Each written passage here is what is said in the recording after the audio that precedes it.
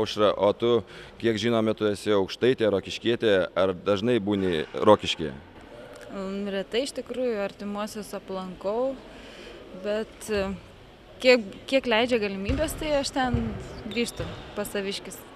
O ar nepamiršai lietuvių aukštaitiškos kalbos? Ne, aišku, savo ten, kas liečia aukštaitišką kalbą, kai grįžtu prisimenu kaip pas saviškis, tai sakykime, be problemų. Ar graži tavo aukštaičių tarmė?